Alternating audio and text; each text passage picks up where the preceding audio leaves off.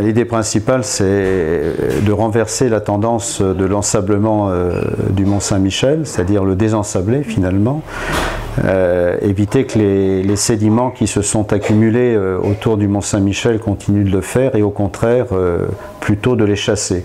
Donc il faut finalement créer ce que l'on voit dans certains ports bretons et d'ailleurs, mais surtout en Bretagne, des phénomènes des systèmes de chasse-marée. C'est-à-dire faire en sorte que la mer puisse tourner autour du Mont Saint-Michel, ça voulait dire à ce moment-là supprimer les parkings qui s'y trouvaient, araser la digue-route qui fait aussi un écran qui empêche la mer de tourner autour du Mont Saint-Michel, et redonner aussi de la vigueur au fleuve qui se jette dans la baie du Mont Saint-Michel, et notamment le Couesnon, qui vient un peu lécher le Mont Saint-Michel et qui, comme un vrai chasse-marée, là, à ce moment-là, permet d'enlever les sédiments et de les retirer et de les chasser au fond de la baie. Voilà un peu l'idée du désensablement de la baie du Mont Saint-Michel. C'est de la mécanique, je dirais, aquatique. Et c'est comme ça qu'on a pensé le système.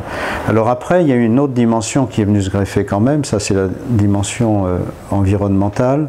Il y a une dimension, je dirais, d'accueil du Mont Saint-Michel. Donc il a fallu penser également, Mont Saint-Michel, certes, redevenir une île, mais aussi une île ouverte à tous. Hein. C'est le principe de la culture pour le plus grand nombre, défendu par André Malraux. Donc on a poursuivi, il n'était pas question d'en faire une réserve d'Indiens, mais donc de pouvoir accéder dans de bonnes conditions et dans des conditions également financières acceptables pour le grand public pour venir au Mont Saint-Michel. Donc ça a été vraiment la deuxième dimension. La troisième dimension découlant des deux autres, c'est de redonner du sens et donc de renforcer le caractère spirituel du Mont Saint-Michel, puisque en rendant ses abords et la façon d'y accéder, je dirais, plus beau, eh bien, on sublime de cette manière-là le Mont Saint-Michel.